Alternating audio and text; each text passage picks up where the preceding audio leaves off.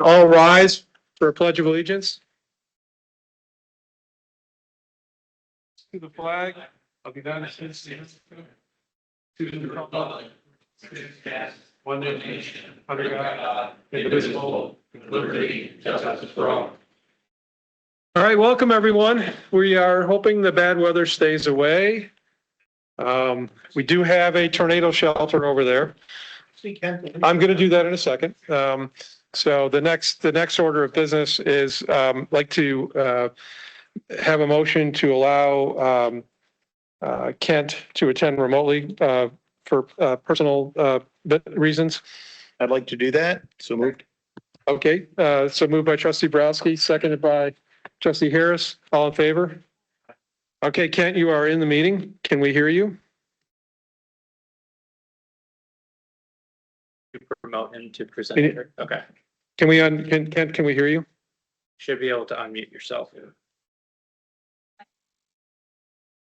It shows he's muted though, but okay. All right, I can no longer unmute, so if he can you just, can you IM him or something and see if, okay. All right, well, we're gonna keep moving. We'll figure that technology part out as we go along here. So the first items are on the agenda are the homeowners associations. Stockbridge Farms, Gary Vicari. Yep. Do you have anything you want to bring before us? You'll have to use the microphone now. So we're, yep. Yeah, right there and turn it on. So our AV guy is in the back of the room. That's what Matthews. Kind of hide behind this a little bit.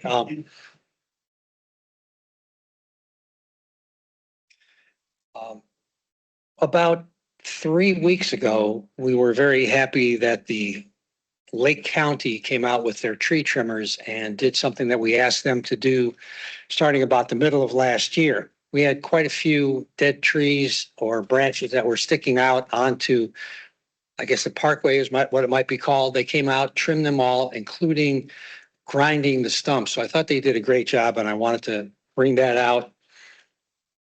Next up, we're going to be listening very eagerly to what's said later on in this meeting about the invasive species and removal, as well as any kind of subsidies that will be available. Our homeowners association, the 3 neighborhoods, we have a beautification committee and they're ready to look at what the allocation might be and then take part of our budget and use it towards getting rid of some of the buckthorn and other invasive species. I want to bring up the contract with Groot and their removal of both, I guess Groot does both trash and recycling. Is that correct? Okay. So over this last snowstorm, it was pretty bad. And in our neighborhoods, the Groot truck actually ran off the road and had to be pulled out by another truck. They did quite a bit of damage, and there was also another couple of areas where they did go off the road. I can also say that the snowplow company that we've used also did some damage, so we've been trying to discern which one. The snowplow company, Patriot Maintenance, has already agreed to repair some of the damage that they did. I thought that was very good, and what I've seen is that the damage that was done by Groot, some of our neighbors, neighborhood residents have already tried to fix it themselves. But my question to you is there any provision within the contract with Groot that does provide for repairs of lawns or in the neighborhood if it's definitely caused by them? You want to answer that? I'd have to get back to you on specific provisions in the contract. I'd have to review it. I'm sure we have something in there regarding that. Yeah, but I don't specifically remember because I did review that contract. But I guess the question is, did they promise to repair any of it, or when their truck went off the road, or? I don't know about Groot. I do know about, and it's not related, but this snowplow company that we use, Patriot, did. And in writing, they said that they would repair any that could be traced back to them. And there's a big difference between the damage that's done by a snowplow truck that's maybe a Ford F-350 Right. and one of those big trucks that dug 1.5, 2 foot deep ditches into it. So, but I don't know if Groot is actually, and most of them at this point have been repaired by the residents. They got out with shovel. I've watched them get out with shovels and repair it themselves. But I'd still like to know so that if it happens again, we would let our homeowners know that there is some recourse and who they would contact. Yeah, we can look into it. We can get back to you on that. Thank you. For some of the vendors that we use, and I got into this position last year, we didn't have a whole lot of backup vendors to look at. So for plowing, if there is a preferred or recommended vendor list that the village uses that to be reliable, I would like to know where that list would be. I'd like to look at it so that before we get into the next snow season, I could have them come out and look at our neighborhoods and then give us a quote. So that would be for plowing and for tree removal. For tree removal, we've used Sawville and we've contracted with them to come out in the next few weeks. They should show up and remove some trees, as well as we've got a quote, and we'd like to know about the subsidy for the invasive species. If that is reasonable and it fits with our budget, then we will, as a homeowners association, approve that and get some of that invasive species out, at least in the common areas. And we could incentivize our residents to try and do that, although I haven't seen a whole lot of action on them with it. And road resurfacing, we're coming to that point, and it's been 18 years or 19 years. Our roads have held up very well. So the company that did it, though I don't remember which one it was, they did a good job. It's starting to get to that point. So again, if there's preferred vendors, we know that Patriot is one, and there's a couple of others. I would want to bring those companies in to do an estimate for us, because we're probably 2 years away, but I'd like to see what they have to say. And that's pretty much it. Yeah, so I'm overdue for an HOA president's meeting. I'm hoping that we make progress on our road paving program, because that would be the paving program for HOA assistance, because that would be one of the things I want to talk about. Great, I wasn't aware of that. So, and we have it on the docket tonight. I don't know how much progress we'll make. It's for discussion, not vote. But I was hoping to have that in place so that when we met, we could even talk about that. So we'll see. And the other aspect of that is getting your name on the list, because there was an email list that did get misused last year, but is in place for HOA leaders to share information with each other. And so we need to make sure we get you on the list. Yeah, please.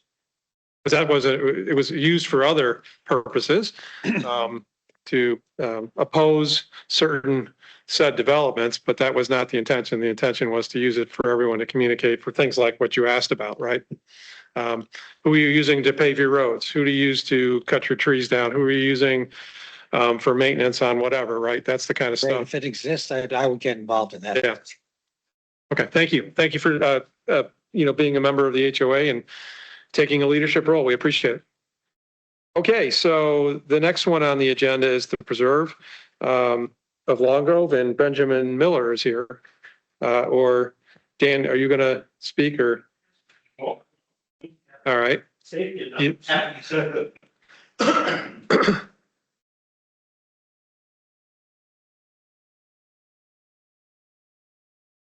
Oh, thank you. No music.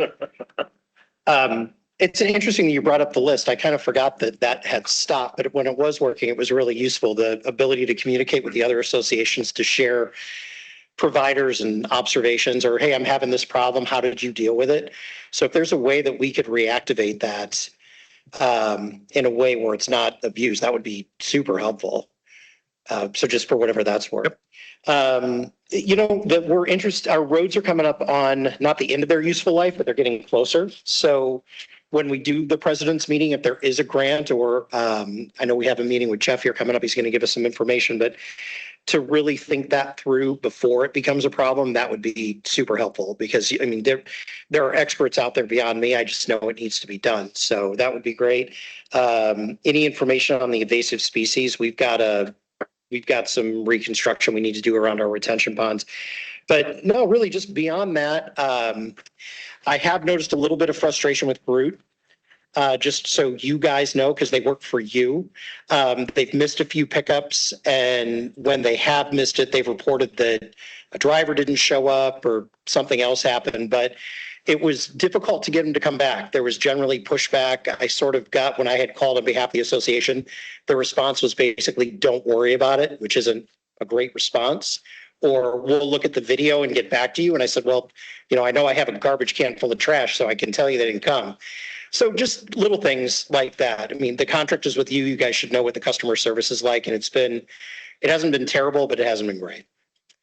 Beyond that, I'll turn it over to Dan Dosal. Just a couple things. Obviously, we're trying to hopefully find a new inhabitant for our restaurant on the corner that used to be Woodfire. And if anyone hears anything or has some ideas, we're all ears.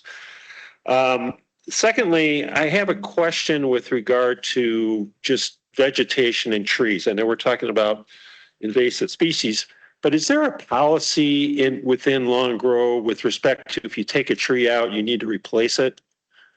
Yes, we did have. I've been here 27 years, and I think I remember hearing that. So I'm not off. Okay, good. That's any tree. It's got to be a protected tree, but I mean, Yeah. if it's like an ash tree, you can take those down, buckthorn, stuff like that. Right. But the protected trees, absolutely. So what defines? Yeah, how do we go about? Yeah, well, so we have it on our website, but where's the best way, Chris? If you just search like trees or tree removal on there, you can find it in there. Yep. Generally, it's oak trees, it's hickory, and Yeah, but I think even maple trees, yeah, it's actually. So are we expected then, as, I know we're not a village enforcement device, but are we expected to help our homeowners or maybe enforce that with our homeowners? So if they're going to take trees out, they actually have to have it approved by us? well, I don't know that you have to enforce it. That's our job, but you can make them aware. Right? Okay. Yeah. Is this extended evergreen type trees as well?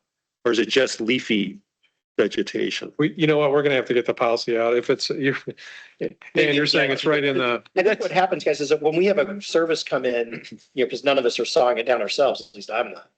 But when we have a partner come in to look at the trees, if we had a policy to give them, presumably they'd have an arborist or somebody that could tell us one from the other. Maybe that partner could give us some guidance. so this is a great point. This is news you can use, Chris. No, I always, on our newsletters, I'm always like, wanting to make sure we give useful information. Right. And that's one that we should be getting out there.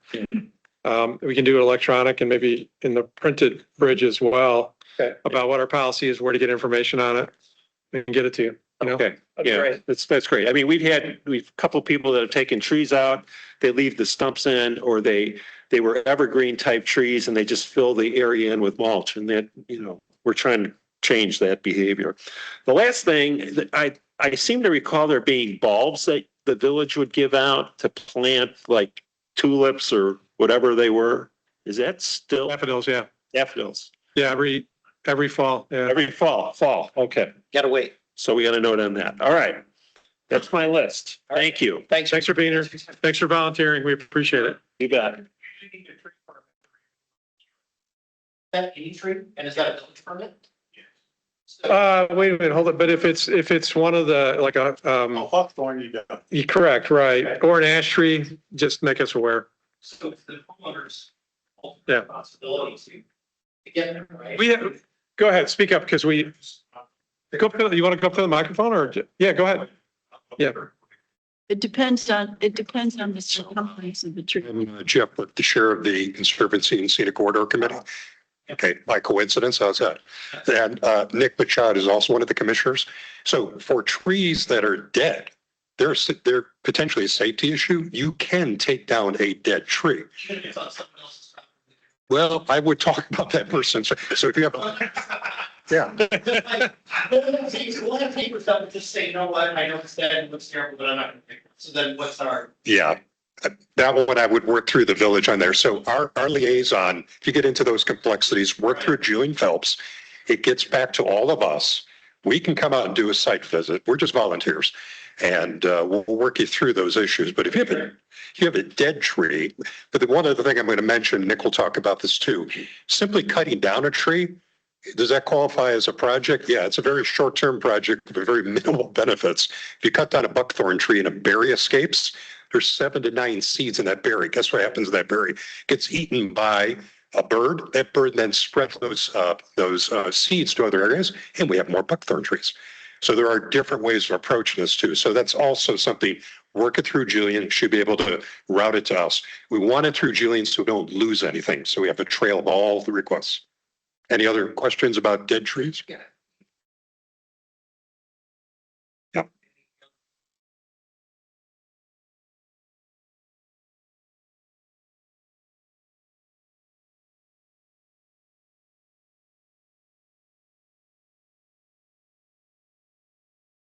No, I doubt it. I doubt it. Yeah. I doubt it. Yeah. Yeah, yeah. Yeah, and those guys are in Mundaline and they don't know our code, so. Right. Yeah. When in doubt, route it through Julian. It'll get back to us. We can help, even if we're going to validate what you already know. We're happy to do that. All right, thank you. Thanks, Jeff, for speaking up too. Appreciate it. Okay. Public comment. Benjamin Matthews? Yep. My name is Benjamin Matthew from 4369 Oak Leaf Lane and the Oak Leaf Homeowners Association. My first issue has to deal with Village Hall specifically. I strongly believe that there should be somebody looking at the water here because it smells really bad. I mean, it smells like rotten eggs. And I'm not sure what's going on here at Village Hall because I just used the restroom right now. And I think our Village Hall staff deserve to have clean water. So that's my first issue. And secondly, regarding Village Hall, I know that there's some of those orange things put around the driveway, but I think it would be really helpful to have actual reflectors around there, because especially when it gets dark, it's really tough to drive around there.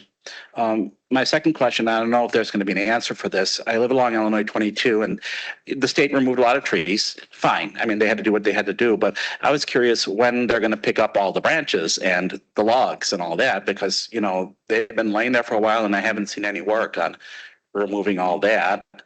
My other question is more about probably more about planning in general. I'm just concerned about the number of properties that are looking for special use permits as of late. And I really think that there probably should be something going back to the planning commission so they can do planning and just for them to come up with a new comprehensive plan, because it seems like people can just buy properties, do whatever they want on them and hope that the special use permit can go through. Because I'm concerned specifically about 4359 Illinois 22. We're coming up 3 years since they put in their application. There's been no significant movement done on that. And they're still, my concern is they're just trying to wait everybody out, whether it's village staff, whether it's we, the neighbors or whoever, and eventually get their way.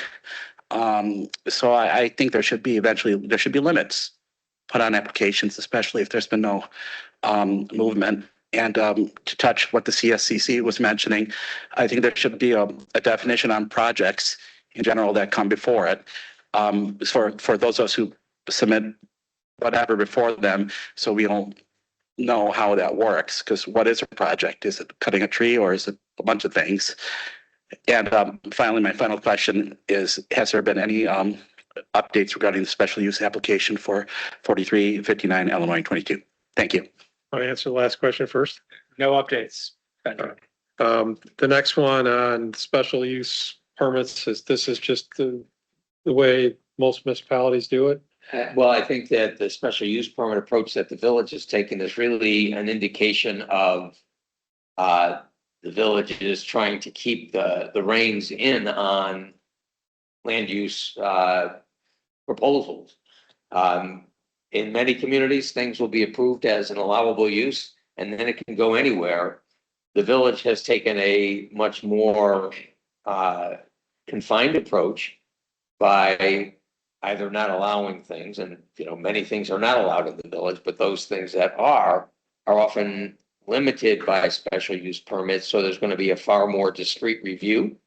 And there's going to be a more concerted effort to look at the development as a whole, not just by a staff member, but by residents of the community, both on the plan commission and at the village board level.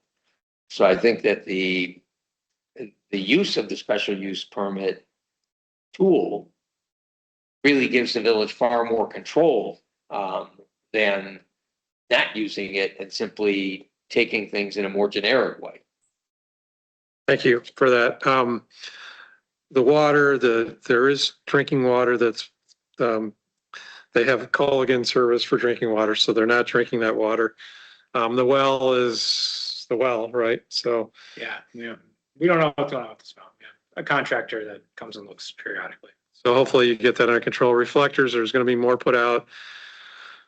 And then I have no idea when they're going to pick up the tree branches, but I'll ask our village engineer if he could comment on that. So, Yeah, I'd have to look at the specifications to see what that is, but I've seen it done both ways.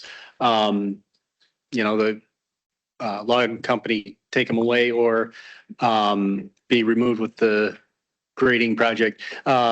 The state, last I heard, was planning to bid the grading project component of that project later this year. So it could be included in that. I would have to look it up, but I know, thinking about the next part of the tree removal, the grading contract, they'll remove the stumps that are still out there.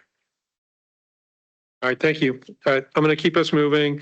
There is no public safety report, correct? I know I asked you before. You didn't think of one though, did you? All right, thank you for being here. So now that we get to move to the consent agenda, there's approval of the bill pay warrant.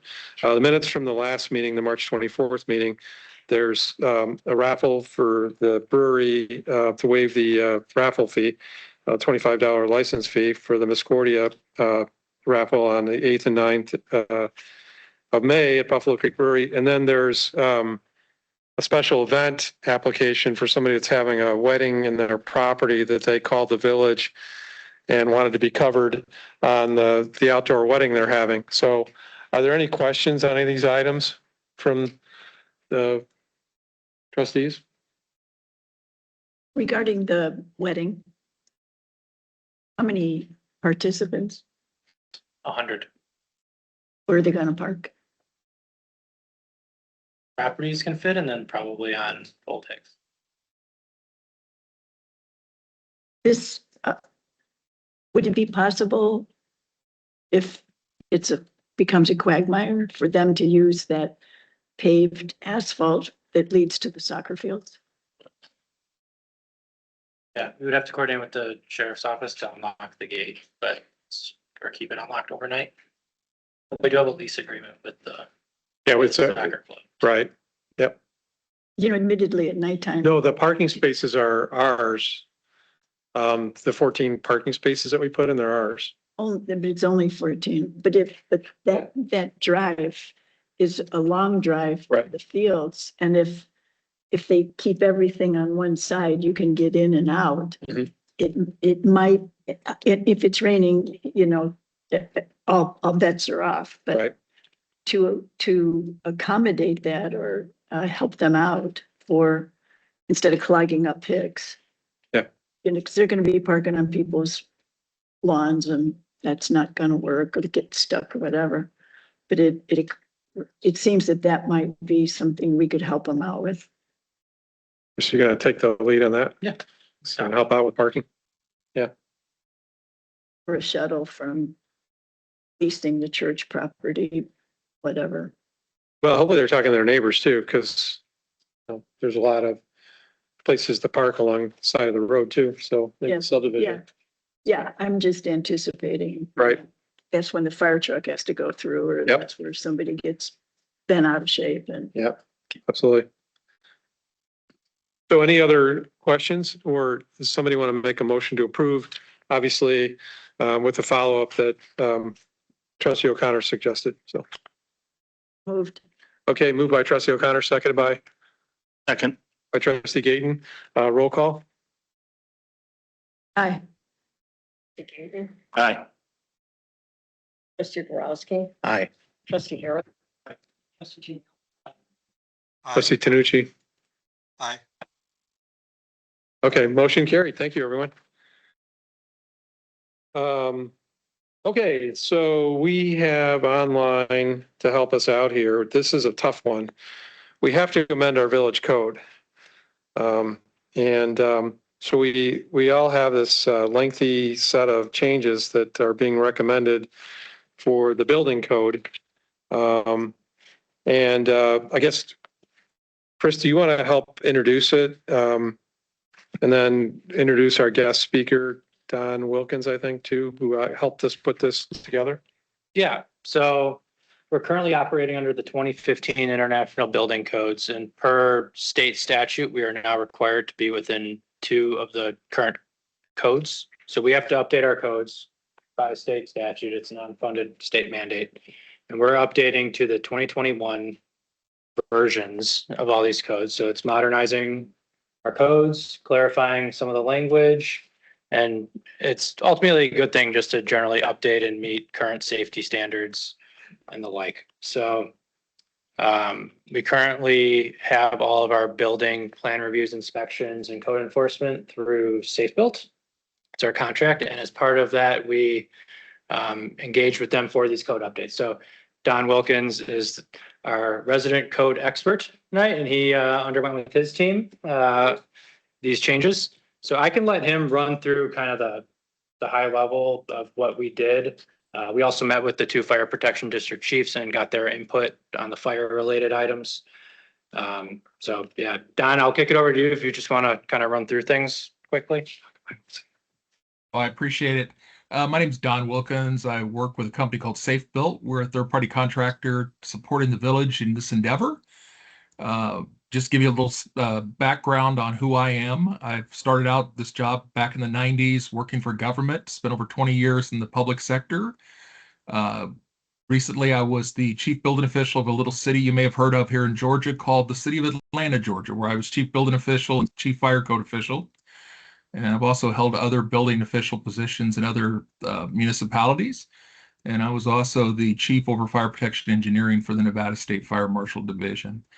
And as Chris said, we took a light brush at the previous amendments that the village had. And we basically moved everything forward in the prism of the new codes. There was sections that changed that didn't align anymore, so we had to realign.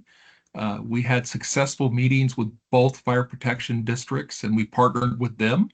And that was a great collaboration. And I'll turn it back over to Chris. I think we're bringing you a product that is representative of what you had previously passed with very, very minor changes just to reflect the current codes. Yeah, thanks, Don. So So maybe I could ask a question too, because the way I was looking at this was there's things we had to do, and then there's other things we did because it was felt, you village staff felt it would benefit us. And so maybe the way to talk about this is what are some of the things that you put in place? Like, for example, the policy of the 120-day waiting period for, taking down a building, right? Demolishing a building, or the changes in the protected trees, the permit fees and other things that are in this document. Maybe you could talk about those things, that how you approach that so that everyone's aware. Maybe that would be helpful. yeah, so really the only major change I made, and I don't think Don really made any major changes other than aligning where we needed to, but the demolition permits that the code provision we have right now requires us to have the applicant wait 120 days. They can file for a waiver of that. That would come to the village board for consideration. And I think that was primarily put in place for historical building reasons. Although we don't have a historical preservation ordinance, so that piece of it, and we haven't had any issues with historical buildings trying to be torn down, and they would still be required to get a permit and follow the standards of the International Building Code. So we struck that, although that's for board consideration. They can add that back in if they feel more comfortable keeping it. The other provision is providing notice to the Daily Herald that a building is going to be demolished. That just feels a little antiquated and like we may not need that anymore. So those are the two pieces of that that we struck. The fee schedule has not been updated. That will need to be looked at. That'd be a great project list item for me for the upcoming year. And you said one other thing. Yeah, protected trees, permit fees, other. Protected trees, we also did not update the previous provisions on that, although I don't know, trustee Borowski had some wholesale comments on that, I think. And then also he had brought up a protected species a few meetings ago that it's blanking on me that you wanted us to maybe want to not have in there. Yeah. So overall, on top of what you would be approving tonight, we can also amend and add additional provisions to our amendments at any time, especially if we're getting feedback from residents or contractors that there's things that are overly burdensome or updates that we want to keep working through that we currently have. So that's also always an option. Oh, there was another one too, the permit duration extension that was vague before. You added language for that so that it can very easily be extended up to 24 months, if I recall correctly. Yes. That wasn't in there before. What I'm trying to understand is that we have to do things so that we comply with, the latest building code. But then there were other things that were done just because it wasn't addressed or you felt it was needed to better run our village, right? And that's one of them. That's come up before too. I've been involved in that, Yes. personally involved in that. We're also requiring permits for fences And then permits for fences are in there now too, if anywhere in the village or just in the downtown. anywhere in the village. Okay. Do we have any residents with something under construction that would be impacted by this? Anything that's currently been applied for would be reviewed under the currently adopted standards. So is there anything onerous in there for somebody in the middle of building They would get to keep their review through the 2015 codes. or they're grandfathered in? Yeah, and we would also, this wouldn't be effective till June 1st. So we would provide ample This notice on our website. Yeah.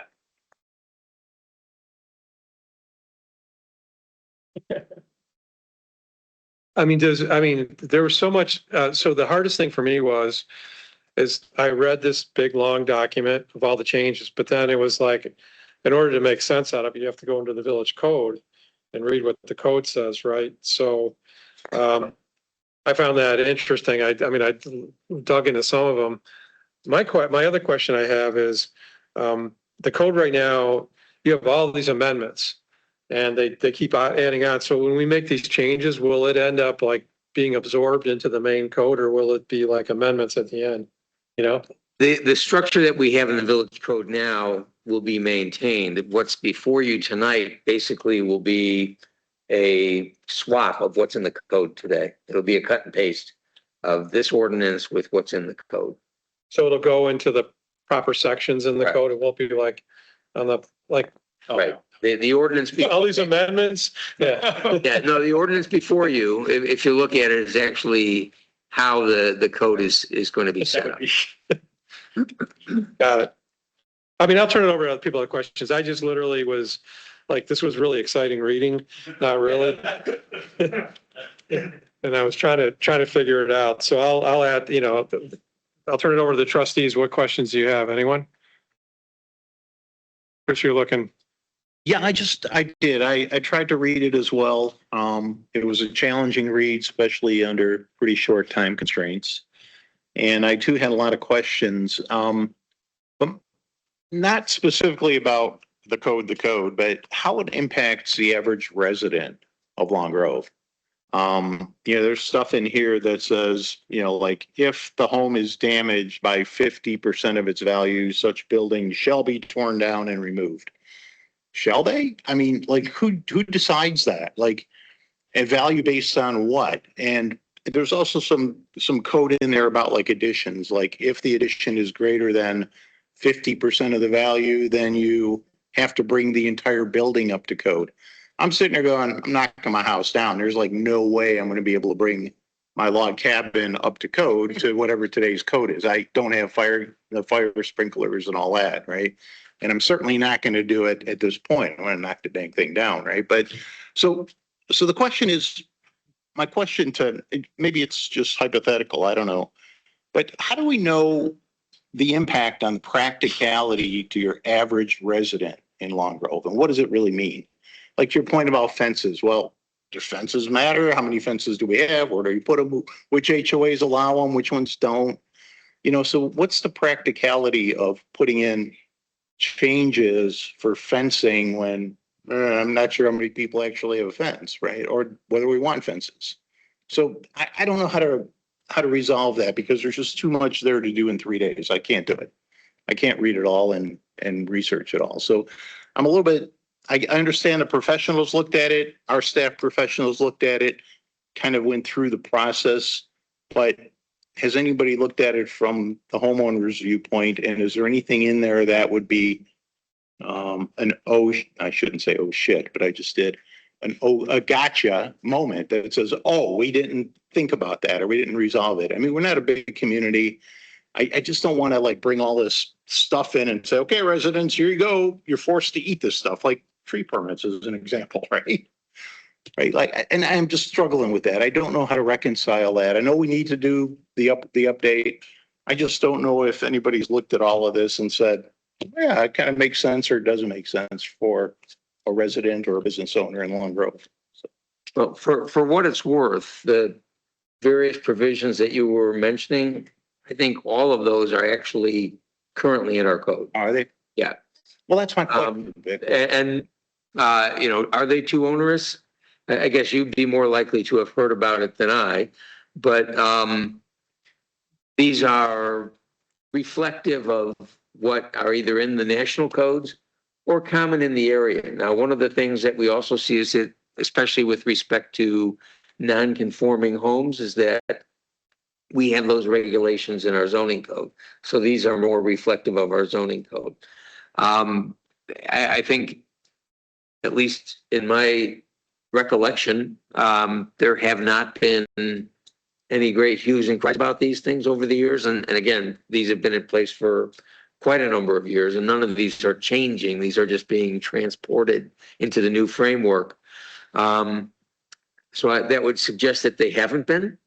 But if the board ever thinks that they are, unlike a zoning code or other types of regulations, these literally can be identified as a problem and addressed at your next meeting. Hey, so former trustee Yeager just walked in the room and I had his email up here.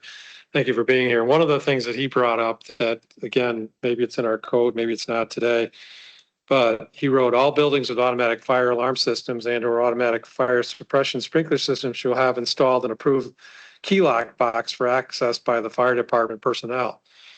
So is that residential properties too?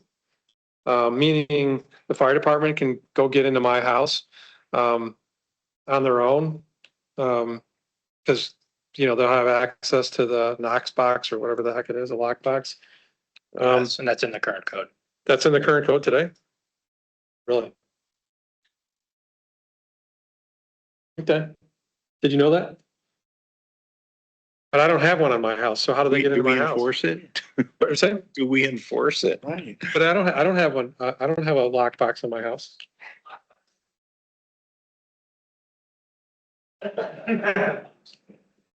You want to just George it? Yeah, I'm going to let former trustee Yeager speak because this is one of his areas of expertise. Village President, thank you very much for reading my email. And the subject that you just mentioned about the Knox box. As you walk into this building, you know, at the door, there's a box, it's painted white. That's a Knox box. And that has a key that the fire department has so that they can enter the building. Inside the box is a key to your building. So when I read this paragraph, it says if the fire department would like to enforce this, they could enforce it and say every home with a sprinkler system requires this type of box. Thank you for that, because thank you for clarifying what, that whole thing. So it's not, they could, is what you're saying. They could. Okay, yeah, thank you. And as you have experienced recently, sometimes the fire department as an independent organization has their own mind. Now, it's incumbent upon the village to enable them to exercise their discretion in this matter. Yeah. Or should the village? Okay, thank you for that. And so you guys were talking over me, but I know what you were talking about. Does somebody want to respond to that? That we have the authority over the fire department? Couple of points. One, this is currently part of the code. I think you were actually on the board when we adopted. Yeah, he was referencing that. Yeah. Two, although the fire department has the ability to although the fire department has the ability to require it, the village also has the ability effectively to override that. So, it's a village regulation and we have an appeal process which the village controls, not the fire department. So there presumably is going to be coordination between the department and the village. I don't know that we've ever encountered any significant concerns about that, but the structure is in place to have a reconciliation if necessary. Thank you. Other questions?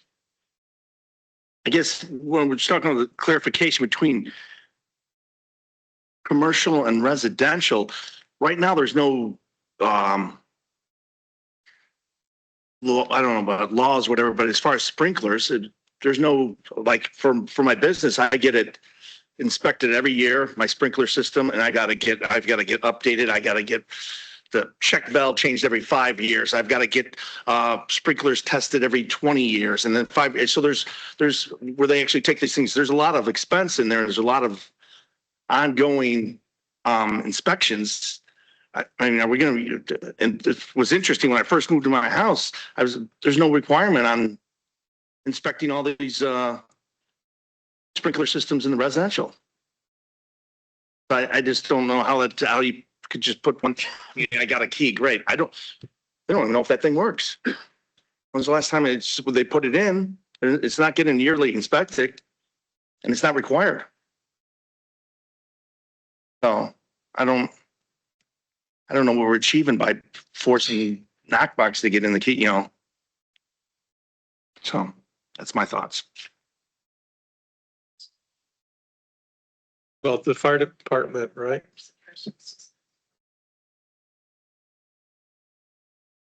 Is that strictly a fire department duty? We know. Yeah, So the current code actually states that automatic sprinkler systems shall be maintained in full operating condition at all times. It's the homeowner's responsibility to ensure that happens. I'm not yet done scrolling, but I suspect there's an opportunity to inspect that for compliance. Whether it's done is a different issue than can it be done. It's an awful thought. I'm not going to take a lighter to it and see if it actually works. Never mind. I don't know how to test it. I'm not sure, what the consequences are, but again, there are many regulations that simply because of the expense of enforcement can't be fully enforced at all times. But what I would suspect is that if somebody's doing a project, these regulations are valuable to have to ensure that when work is being done, we have an opportunity to test and make sure that at least what's being worked upon is compliant with the requirements. Sets up kind of a false sense of security. People who don't understand that they just don't think about it because it's down in the basement and it's there and it's gonna come out of the ceiling if we have a fire. I mean, maybe that's an article for, the next newsletter or whatever, but there've got to be people out there who think they're perfectly safe and everything works. It's like, how do you know? Yep. So, We have to have this passed by when? This, ASAP, so by law, we have to do that. So when I spoke to Chris about this, the thought was that, we could pass it, and as we identify things that need to be amended, we can come back and bring them forward. So that we're compliant with the state standards, that's what it is, the state standards. We need to pass this, bring our code up to the latest. And, but then as we uncover, if we uncover things, we may not, we can address those as we go along. May or may not be the best strategy, but that's what was being recommended by village staff. So thoughts on that? I believe Nancy Pelosi said, let's pass the bill so that we can read it and find out what's in it. I didn't hear the last part though, Chris. So we can what? That's okay. So Nancy Pelosi said, let's pass the bill so that we can read it and find out what's in it. Yeah, there you go. Thank you. All right. So, And that worked out well for healthcare, by the way. all right. So we're not passing the healthcare bill, but interesting thought there. So, all right. So does somebody want to make a motion to approve, or does somebody want to have more dialogue on this code that apparently a lot of us are going, what are we passing? so moved. Okay. Moved by trustee O'Connor, seconded by trustee Harris. I think that should be a roll call. Aye. Aye. With handcuffs, aye. Aye. Aye. Please turn on your microphone. Oh, your microphone was off. Yeah. So, all right. Motion carried. Thank you, Kent. Appreciate that. Thank you, Don. Thank you, Don. Yeah. Basically, Thank you. Y'all have a wonderful evening. is setting this up so we're in compliance basically with kind of a more standard state law. This level, and we're doing it. And if it matters to anyone, if you look at these codes, they are probably about an inch thick each. And we're simply changing the volume, but otherwise the customizations that the village has had in place for years will basically be carried forward.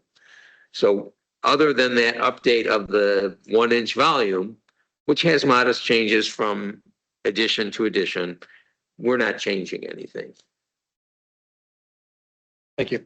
Okay, so we're going to move right along. So the next item on the agenda is a public hearing for our fiscal 2026, 2027 budget. So I need a motion to open up the public hearing. So moved. Moved by trustee O'Connor, second by trustee Browski. Do I need a roll call? A voice is. All in favor? Aye. Okay, motion carried. Now the public hearing is open. Does anyone have public comment? Would you please, Commissioner Chair Kritzmeyer, take to the podium? Ann Kritzmeyer, 5115 North Arlington Heights Road. In no particular order, these are just questions and comments. So as I go through the village budget, congratulations on all the interest income, if you will. Village communications, and you talked about an HOA president's thing. Can I please ask to consider some sort of general update? Because there are many neighborhoods that don't have an HOA and would love to hear some of the same information that's shared in that meeting, or at least just make that sort of related to that. I see resident communications budget is down like 80% from last year's actual. What's the thinking, if I might ask? That right now it's at the 50, 60,000 and going down to 12,000. So is that going to change? What's going to take that place? I do see that the website is due for a redesign, but that's in capital. So what's the useful life of a website? What are we thinking? You will, so why don't you go through all your comments and we'll come back and respond to them all. You got it. Okay, Okay. so there's that. On the general thing of communications, I'm a fan of what is being communicated out. Okay. Both, I think having multiple media is super helpful, especially since you also have a downtown master plan update in there. That to me would seem to beg for more, not less communications to all of us. I have a question on Route 53, and that might be just because I haven't been coming to these, but sort of what's the status? It looks like we're continuing the advocacy, which I would be in favor of, but I would love to hear sort of an update also, maybe in village communications. Love to know where the pickleball courts will be. Would request and ask if you might consider something to improve the sound quality in this room. I'm not kidding. I am not kidding. When I sit there, I can't hear people on the edge. When I sit there, I can't hear Rita even with the microphone on, especially if the HVAC is on. So, Can you hear me? yeah, you're a little better, but like timbre of voice and position in room matter. I'm also loud too. Sorry. A couple of questions then just on the water. When does the Buffalo Grove water come on fully? Is that full? So does this budget reflect a full fiscal year or a partial fiscal year? And then the last is it the last?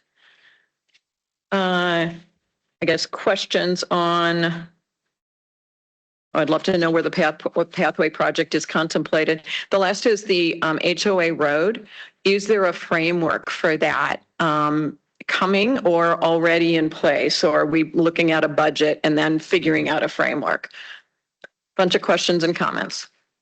So you have in the budget $250,000 for an HOA road program. So my question is there a framework for how that gets dispersed? Who's eligible, how that works? That was it. Okay, thank you. Let's. You wanted it all. Is there other public comment?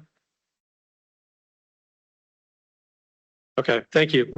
Can I close the public hearing and then we'll address those comments as we get into our budget discussion, because I think those are all great questions.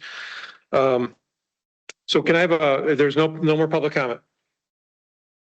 Motion to close the public hearing. Okay, moved by trustee Borowski to close the meeting, public hearing, seconded by trustee Harris. All in favor? Aye. Aye. Okay, the public hearing's been closed. So now the next item on the agenda is the board will discuss and consider an ordinance adopting the village budget for the fiscal year 2026, 2027. Do we want to address the questions that came up as a start to help with the budget discussion? Can we do that?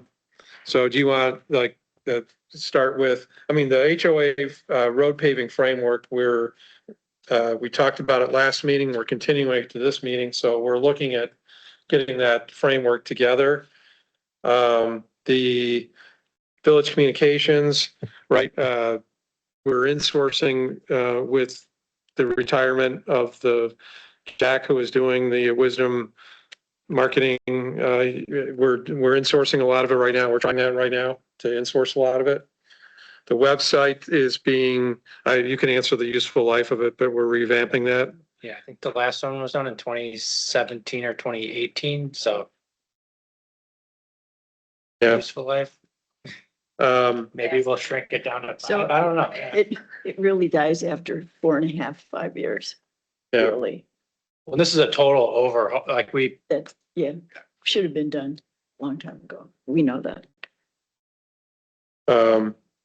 Let's see, the great point on village communications beyond just the HOA. So I know that's something that when you were sitting here, you asked for, so that's a great point. Route 53, we don't really have an update of anything substantial right now. It's kind of a little bit of a holding pattern, aren't we, right now? Yes, however, because it's not in the newspapers, I can. Yeah, go ahead, give an you a update. rough Yeah. update on it. We had a situation in the corridor where Killdeer and Long Grove come together, where a private party who has owned property for a very long time got together with a developer, and it's in Hawthorne Woods. Their initial ask was something like 205 houses and 700,000 townhomes. You know, I mean, it was just, it was incredible. And as it progressed over, I think, a year with talks and communications, Sierra Club got involved as well. They have a team at Sierra Club that helps communities develop bicycle and pedestrian plans. They've done it on Route 31. You've seen their work there. IDOT sometimes calls them in and asks them how to make this throughway, and you know, and their throughway is, they were going to give us 10 feet right through the community for the trail. So without charge, they were presented with this fabulous plan for Serpentine, and we got a lot more width than what originally they wanted to give us. And it will be nice, you know.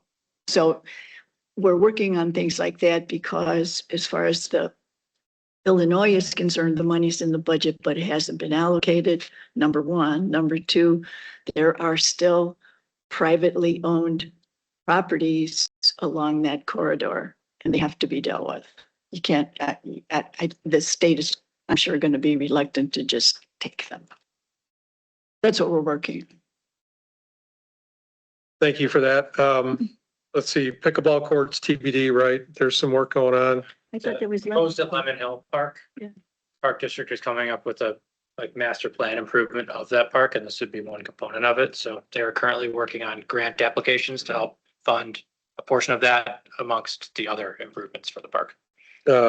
Sound quality is something that let you address. Great point. BG Water, we're going to get an update from our village engineer later on tonight yet on that, where we're at with it, because 8 months is what's in the budget. let's see, what else are we missing? Did we answer all the questions? Did our best. Okay. So then, who's gonna, Oh, the pathways. oh, the pathways, yeah. The pathway plan is to go from up 83 from Aptekissick to Gilmer, Gilmer to Diamond Lake to Indian Creek, and then down Indian Creek. Yep. All right, so then, let's talk about the budget. We did do a workshop. Not everyone was at the workshop, but a lot of the items that are in the budget were part of the workshop. Do we need to make a presentation? Do folks have questions? How do you want to proceed? I thought Tim could run through high level really quick, just the kind of macro budget where we're at financially, and then I could talk through specific project details. The people that weren't at the workshop. Yeah. Thanks, Chris. Yeah, at a high level, the budget we're presenting is continues the village's focus on operating lean, contracting where necessary, and investing in infrastructure.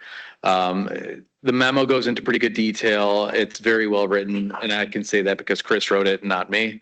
But overall, the revenue, we're about 9.4 million in revenue, about 8.06 million in expenditures. So overall, village-wide, projecting a surplus of about 1.3 million. In the general fund, in particular, we're at about 5 million in revenue. Expenditures 4 million. The approach has been to focus on for revenues, we rely on the state shared revenues, and we take into account the IML projections, but approach it conservatively. So we look at what the actuals have been for the village. We kind of try to undercut wherever possible so that we anticipate any negative fluctuation, any positive fluctuation, it ends up being a bonus. As a testament to the village's approach to operations, personnel the largest, a large portion of the expenditures, but not as large as average for most municipalities. So the contractual portion is actually larger than personnel, which is non-traditional, but evidence of the lean operations. On the revenue side, just touching on that real quick, the only notable significant variance is the downturn in state use tax, which is a legislative change. So we've accounted for the drop in use tax and expect knowing that will be significantly reduced, eventually will be zero. On the expenditure side, the three major functions on the general fund, general government, we're about 2 million. Of that, half of that is contractual. About 30% of that is personnel costs. Public safety, that's all tied to the contract we have for police coverage. And then about $800,000 combined for public works, streets, and all those related services.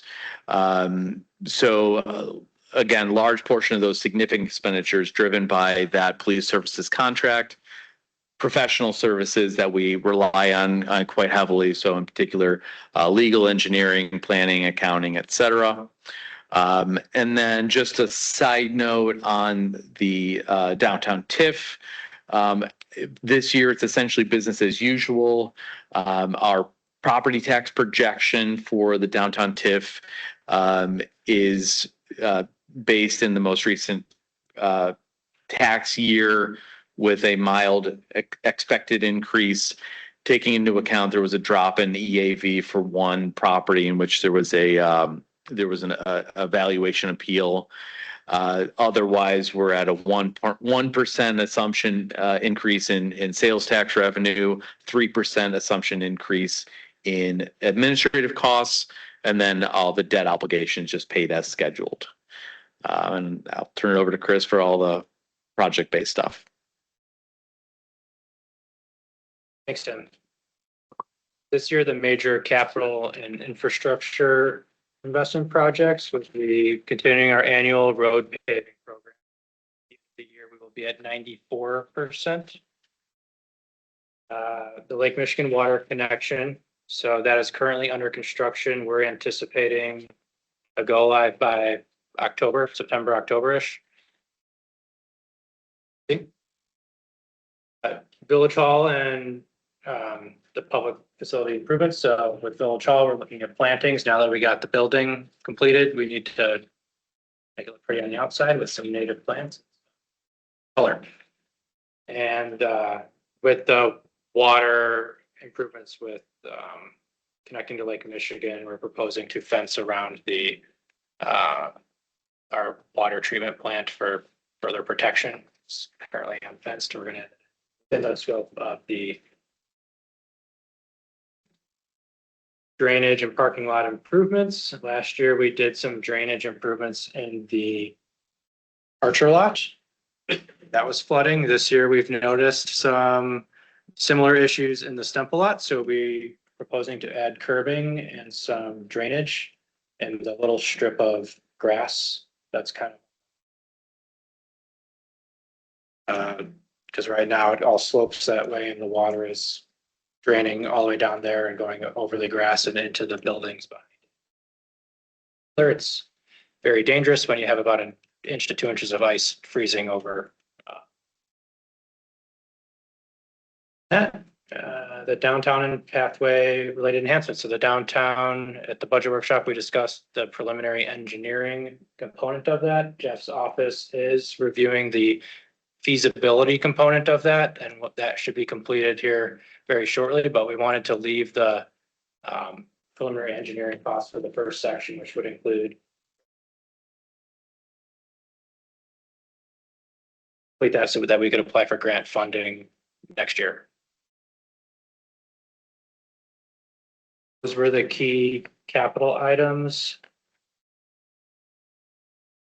I'll leave it there. I think Tim covers the macro level pretty well. If you have any questions, happy to answer them. I do have one question though, that I forgot to ask you, but I'm seeing it highlighted is, I thought we got rid of the village stickers. So why do we still have that line item in the budget?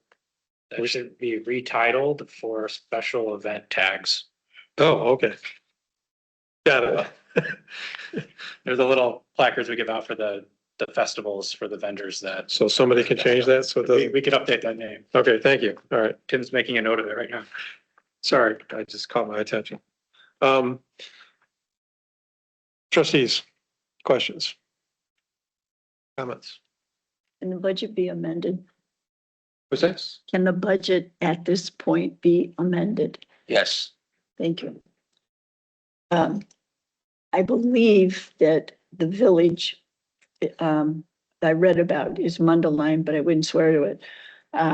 They have in their budget an allotment for 1% of the resources each year to be set aside for public art. And I thought, when I read it, what a fabulous idea. We have, I think, one piece of public art that was donated. But it could be something minimal. 1% a year is not that much. I think it's 12.5% of the total 4 million or whatever. It might be something to talk about and think about, discuss, and see if we have an interest in doing something like that. Thoughts? Is that something you want to add to the budget tonight or think about? Sure, we can add to it. Yeah. I'd That's be being fine with proposed by trustee O'Connor, Placeholder. placeholder. Yeah, we would need a policy in place for how to administer, that would all work, but yeah, we can add a.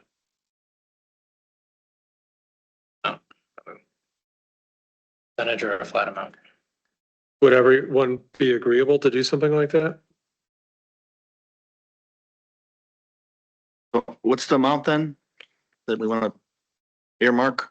Like 1% of, it can be 1% of, it could be 1% of the top number, it can be 1% of the bottom number. But it's an account that we can tap when it's appropriate. 1% of general revenue would be about 50 grand, right? Is that right? It's a good idea. Question, I thought we had a grant program set up for like events like that, like the Arts and Music Council and stuff like that. I mean, we still have community grants, or did we get rid of that? I don't remember now. Thought we had like We 50 used to. grand that. I don't think we have that Did anymore. we take that out, or it used to be in the budget? Yes, because there were Like, concerts every Sunday. sorry, If community development grants of 25,000. is it 25? I mean, that's half of a percent. Have we used it? But hey, actually, that's a great question. What define what you meant by arts? I didn't know what you meant actually now that I think about it. What were you thinking? Public art, Public art, meaning sculptures. sculptures. That's what I thought. So Chris, what did you think by art? Well, arts and music kind of implies art, doesn't it? I don't know. Maybe I'm misinterpreting. What if somebody came in and said, I want to build a mini Picasso or something like that? I mean, I know that's not as proactive as your suggestion, which I really appreciate. Well, as Chris said, we would need a policy around it, like what we're seeking. I just think it would be a really nice enhancement So we had- throughout the village, not just downtown, of course, but there could be a really nice something at the entrance to the village. Of course, understood that completely. I think we had, what, Chris, 25 grand in the budget and we used 0. So I don't, We would typically pay the park district. But we incorporated that into our general okay, fund. All right. And the holiday lights. So I'll just say I don't object to the concept. I would just want to make sure that whatever art we select is something suitable for Long Grove. I'm sure there would be a committee. Well, if policy to be determined, so Would everyone be okay with adding that into the line item, call it $50,000? Approximately 1% of the general fund projected revenue. Like 55,000. I thought it was 54.56. Oh, yeah. What would that be your month for? Public art. Public art. Public art. Yep. How do you get in it?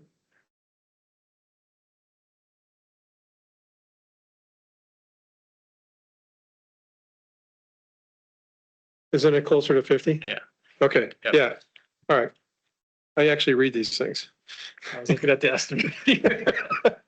So, and it was a nice round number, so. Yeah. Okay, would everyone be okay with that? Yes. Yes? Okay. Pardon? Can't hear it? Yeah, we can't hear too good over here. Trustee O'Connor asked that we add a line item to the budget for potentially having or installing or buying public art throughout the village. And a policy to be determined, but the amount was proposed at 1% of the projected general fund revenues, which would be $50,000. And so everyone stack hands on putting the line item in the budget with a policy to be determined. So. That policy would emphasize north of 22, please. That was funny. Okay, other comments on the budget, thoughts, items, changes, whatever. Yeah, it is a celebration of the 250th anniversary. Do we have anything in here to celebrate something different for the anniversary of the country? Should we? I mean, does anybody have any good ideas on what we can do as a community to at least? You know, I keep seeing all the IML stuff come through, and I'm thinking Right. all the stuff about and Lake County's doing it, and you know, what do we do, right? That's my question. And it's coming up July 4th, Yeah. very quick. And where are we at with our new village hall open house, or has that ship sailed? No, we haven't had it yet. I know we haven't. I know that. I mean, is that something we still want to do? Oh, yeah. Okay, so is that something that was do we have anything budgeted for that, or should we? I mean, it'll be pretty minor, but. What happened to the lights? Okay. Dun, dun, dun. Anyway, We can probably. right, We can squeeze. Great. Yeah, we need to squeeze it, something, I think. It'd be fun for everybody to fly flag at their house on July 4th. We made trips available. So it'd be nice to have everyone have a flag outside in their house on the 4th of July. If they're able, right? Is what you said? Yeah, that'd be kind of neat, you know, Yeah. if everybody did something like that. Don't have to have a festival, you can, Right. I know it's Saturday, the 4th of July is on a Saturday this year, so.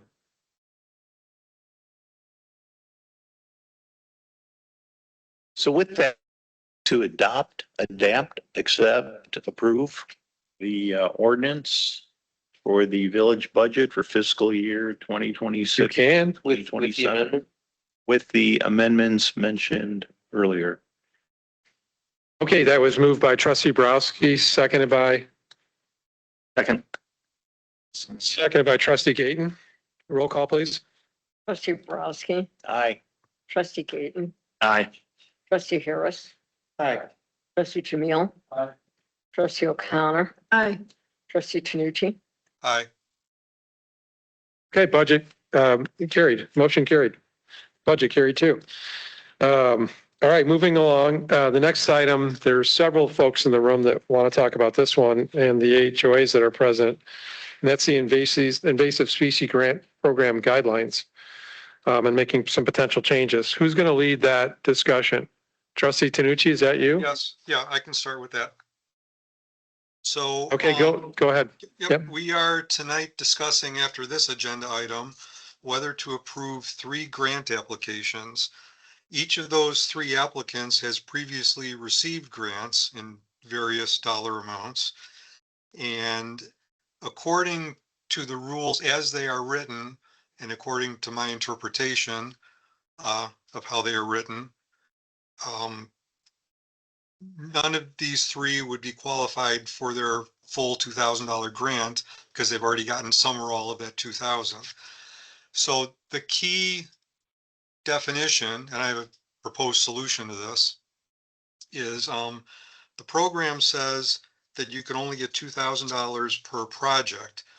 Well, how do you define a project? If you're working on a piece of property over a multi-year period, is that one project broken into multi-year phases, or is that multiple projects, which would qualify for multiple $2,000 awards?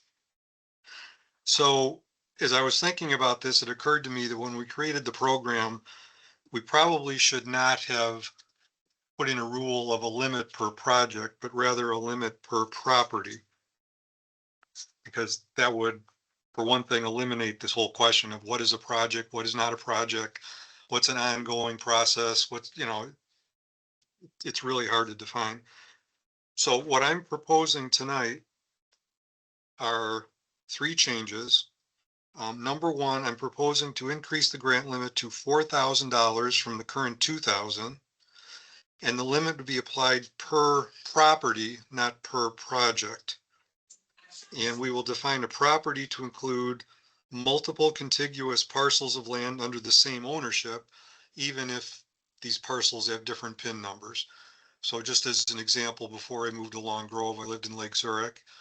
And where I lived, my house was on one piece of property with one PIN number. My backyard was on a second piece of property with a second PIN number. But effectively it was one property. It was a house with a front and a backyard. So I propose to say that if you have multiple PIN numbers and they're all connected together and they're all owned by the same person, that's one property.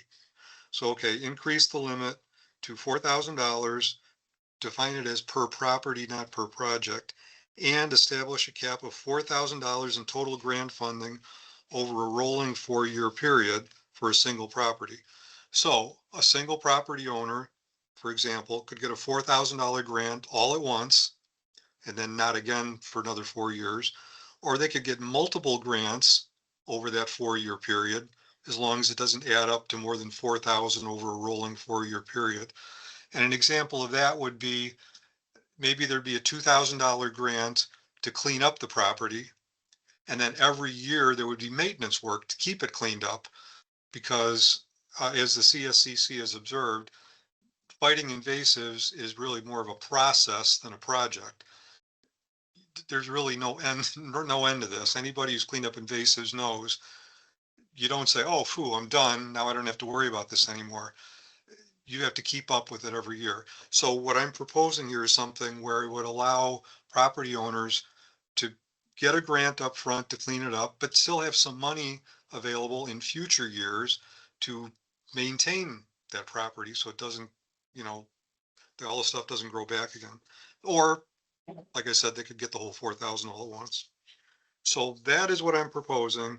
4,000 limit over a rolling 4-year period, and it's defined as per property, not per project. So I'm now open for discussion on that.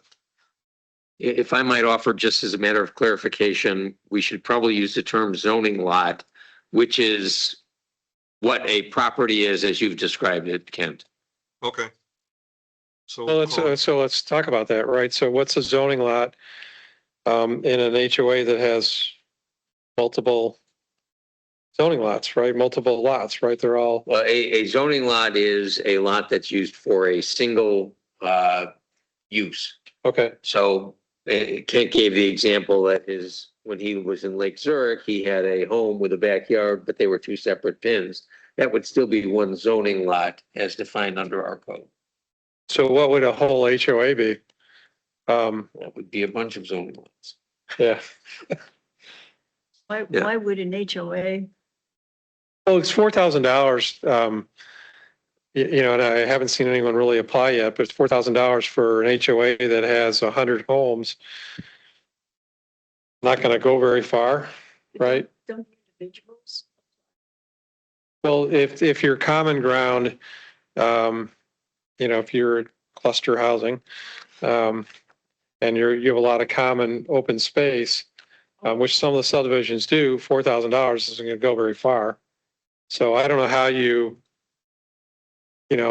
versus a home, could be multiple acres, but that's the one zoning lot, right? Well, likewise, an outlet would be deemed a zoning lot as well. So there's multiple outlots in Right. some of Each these. of those would, at least as trustee Tanucci was suggesting, each of those would be a project. Okay, could be okay, got it. Don't we have grants for that as well? Couldn't the HOA apply for one of the grants that we have available for Teasel and not? No, that's the only one we have is This is this. the only one? Yeah. Yeah. Yep. We have another. Okay, I guess it's, okay, I'm confusing it with, we help the park district.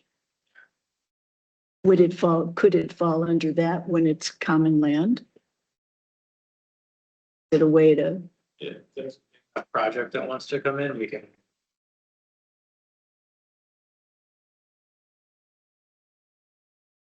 because the more you remove, the better off everybody is, Never ending. obviously. Well,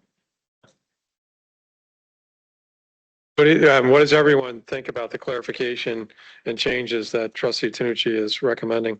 I just had a quick question then for Kent. Yeah, I like those changes.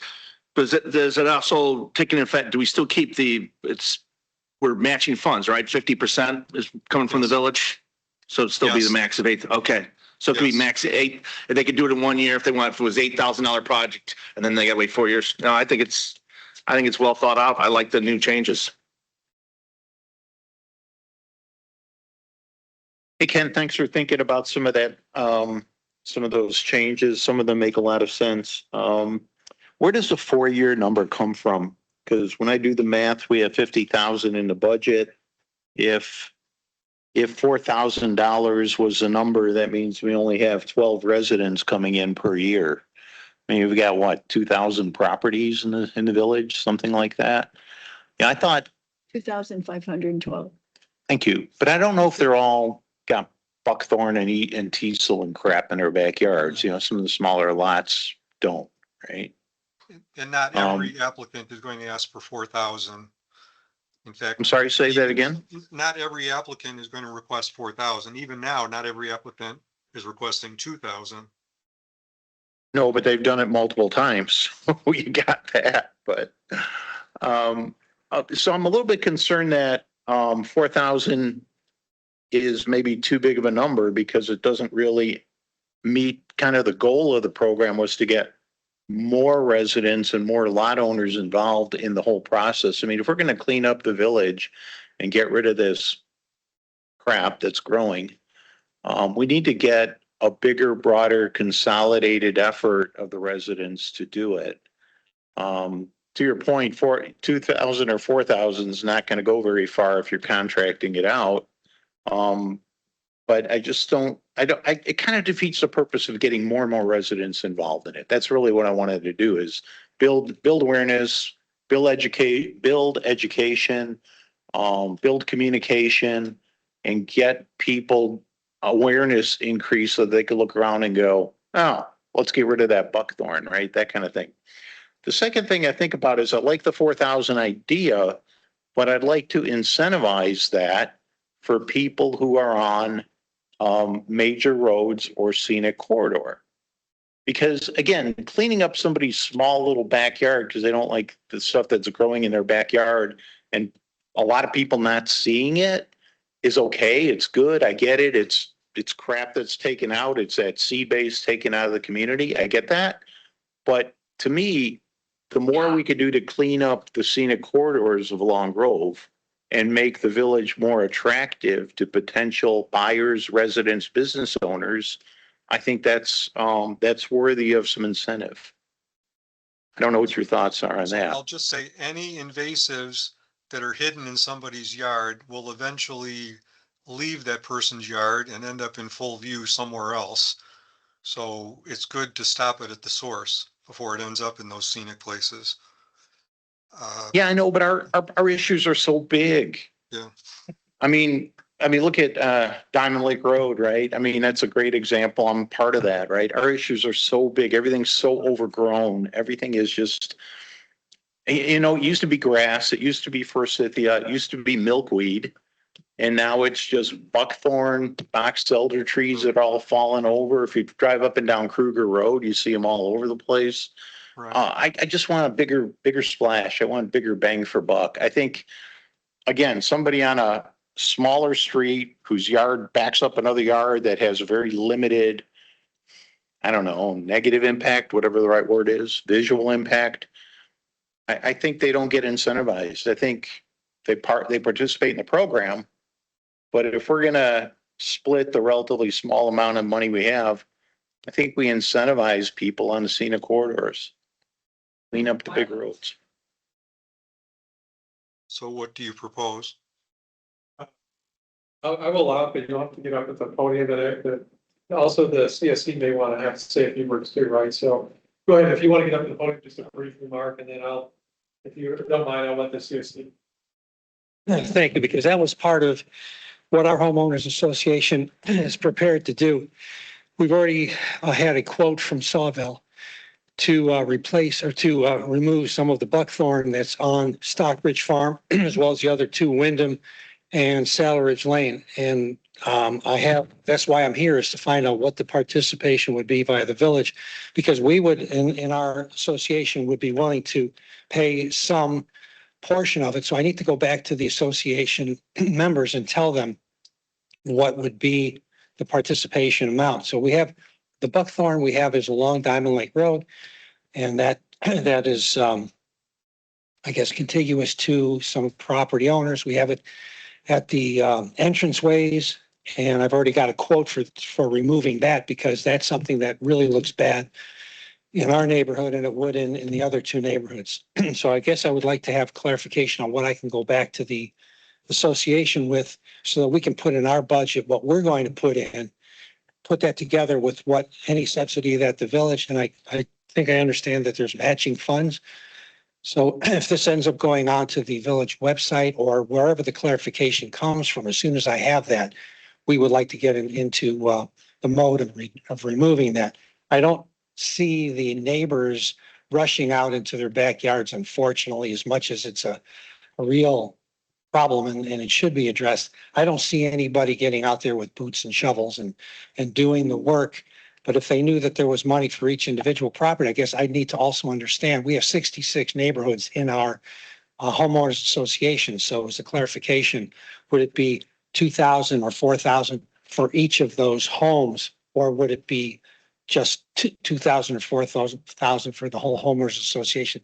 That would fall really short of what we would need to take care of our whole homeowners association, but it might at least make a dent in the three areas that people see in that scenic corridor. When they drive by, the first thing we did was we contacted the village, the state and, Lake County, and they came out and did a nice job of removing some of the dead trees. That was phase one. Next, we want to remove some of the dead trees that are just inside or past that 50-foot mark from the center, as I understand it. And then we would like to do, so we're ready to do some of these things as long as we have clarification on what financial impact. So I'm looking forward to whatever you come up with. Thank you, Gary. Appreciate that. Okay, so who's going to let Chris, you okay if I let Nick or Jeff speak briefly? Yes, I am. I just bought a new chainsaw, by the way, because I'm getting ready to do some. Have you been trained on that chainsaw? Get it. All right. We support what Ken is proposing on these changes, and I think the critical thing is per property. And an hour ago, I gave an example of what is probably a very ineffective plan, which is, I just lop off the buckthorn, just mow it all down, because it's basically a bush when it starts. It becomes a tree later. Mow it all down and I've done my part. Where's my money? Yeah, you've done your part. You've put berries on the ground. The birds eat the berries. The seeds get replanted, get reseeded. We got more buckthorn. So yeah, you did a project, but probably isn't going to help us long term. Per property is going to help us long term because the people that have been using the grant money, which we've never used all of it, used a fraction of it every year, 10,000, 12,000. So whether we appropriate 30, 40, or 50, we can't seem to use it all up. But the people that have been doing the work follow a process. They go through, they clear all the invasives they can. They treat it. They either do mechanical and or mechanical and chemical. You've got to treat the invasives. You've got to kill the plant. After you've done that, at some point, a prescribed burn. Now we're getting into more and more expense. And this is why it's a long-term project. You don't fix it in 1 year. You don't fix it in 2. You go after it. You're constantly monitoring it. And then you have a sustainability program, which is you get to go back again, treat those stumps again. If you see any more respouts near those stumps, do another prescribed burn and monitor it overall. So if you do it by property, we're going to have a much better outcome. And if anybody remembers what the border of the village hall looked like about 9 months ago, guess what you had around the border of this village hall? A buckthorn forest. Guess what? Illinois 53, just as you take the curve down in the southwest, 80 years ago, I got this from the current owner in the area. 80 years ago, you could actually see the church 80 years ago. By the early 1980s, it was so inundated with buckthorn, you couldn't see anything through it. Now, that area is probably a best practice area. Nick can speak to more about that overall. That's what you can get. If you look at that, you could see what's done. That's a process. That process has been going on for decades. So that's all I add on that one. We support what Kent is proposing. The 4,000 over a 4-year rolling period, I think will work out well. And we may get more participation. One other thing that Jillian and I and the team is working on, see if we can simplify the form. The form has 14 categories to fill out. We could probably get it down to about 7 or 8. So it's a fillable PDF. That should be a fairly simple fixes. We'll work on that to help with other residents and start hearing about it. Any questions that I can answer briefly? Yes, Rita. Do you find that the residents who apply for the grant, do they do it themselves or do they hire someone who Yes and yes. has the proper poison and that kind of? And we can't reimburse people for doing work on their own. Boy, that would be a nice little upgrade to the program maybe in the future. Because the one thing we hear from the residents when Nick and I and Jeanette and Maggie go out and visit them, boy, it'd be sure nice to actually do something for people that are doing it on their own dime. And you can see the results of what they've done on their own dime. We don't have a provision in the program for that right now. You want to talk about expanding a program, maybe something like that in 2027, 2028, a small little, I don't know. Here's something for your work that you did. What's the price you put on knocking down 12 buckthorn trees and properly treating them with glyphosate? You can do it. You can train to do that. You don't have to pay a vendor to do it, but our program will not reimburse those people. Now you got a program that instead of having 15, 20, 30 people involved out of maybe 2,000 homes, maybe we get 300-400 people involved at some point. So your answer to your question is a lot of them do a little bit on their own. A lot of them hire vendors, and we are paying a small fraction of those total costs with the reimbursement. Thank you. Any other questions? Thank you, board. Thanks, Jeff. Thanks for what you do. We appreciate it. I think that there's some things being proposed here that go beyond what we have today, right? So, maybe there's some direction for village staff to look at this a little more broadly or a little bit differently, but for what we have today, is this a change that everyone's okay with making for the program with obviously a commitment that we need to look a little bit beyond what we have? Did somebody want to make a motion to approve this? We have a resolution. We don't have this, this has been approved by resolution, so we're gonna need an updated resolution, but that can be direction to staff to have that for your next meeting. Okay, so then we have direction? And this was just a discussion. Okay, got it. All right. So moving right along, then please direct staff to put the resolution together. We have now, we actually have some grant requests that have been put before you. So I don't know if anyone wants to review them. They were for 3857 Old McHenry Road, 3861 Old McHenry Road, and 3204 West Overlane. Any questions on those? So I'll just say that each of these property owners have been very diligent in cleaning up their properties, not just this year, but in past years as well. So they're really, they're really demonstrating what it is we're trying to accomplish here. The conflict for these particular three grants is for 3857 under the old rules, they're only eligible for about $1,200 of the 1375 they requested. For property 3861 under the old rules, they're only eligible for about $827 of the 1,500 and change that they requested. And property 3204 under the old rules would be eligible for 0 because they already got 2,000. So the question I have is, it's probably a question for Vic. We have not passed a resolution yet. We have general agreement from what I'm hearing that we want to do at least the direction I'm talking about. Do we have the discretion to approve the grant amounts that were requested for these three applicants because they would be within the new rules, even though they're not within the current rules?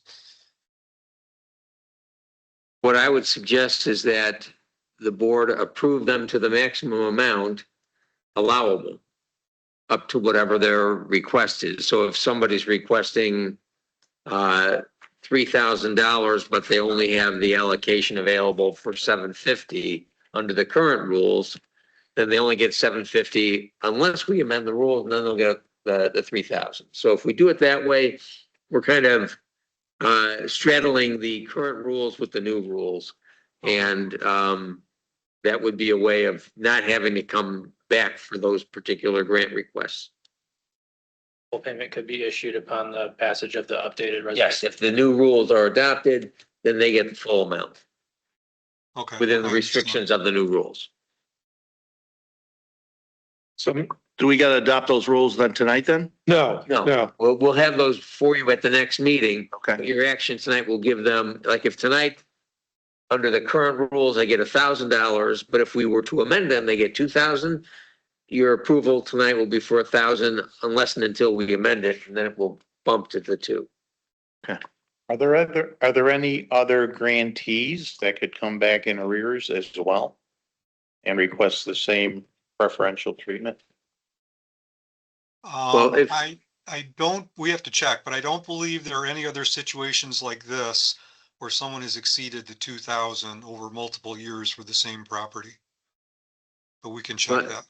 And the approval tonight will be specific as to that. To the extent that one pops up that we hadn't identified, they could always come back and get that supplemental grant to the extent that we determine that they're eligible and deserving. Well, so my question is the dollar amount. So if somebody who's already been granted the grant, can they come back in arrears and request a higher amount now that the match is 4,000 instead of? I would think that we're limiting it to those current grants, not 3 years back or anything like that. So this is I see. actually a valid question. Why would either resident not be pretty PO'd if we're going back and doing this in arrears and yet they were limited in terms of the cash? Yeah, that's a good point. I think if we're saying the rule is $4,000 over a 4-year rolling period, in my mind, that should apply to people who've already received grants in the past. So they could also be eligible for up to 4,000 over a rolling 4-year period. Does that make sense? Let me ask for a clarification because we may be talking past each other. Okay. I'm thinking in terms of current applications, if I'm asking for $2,500 and I'm only eligible for 2,000, then upon the amendment that we're contemplating for the next meeting, that 2,000 will automatically go to 2,500. I would not think that that's the case for any grant that's previously been granted under different circumstances. But Okay, they wouldn't be precluded, subject to the new limitations, from coming back and asking for a supplemental grant. okay, I understand. And I know we have at least one of those and possibly more. Ongoing work, right? So we're gonna have more. They just reapply. For new work, not for whole. Spread from the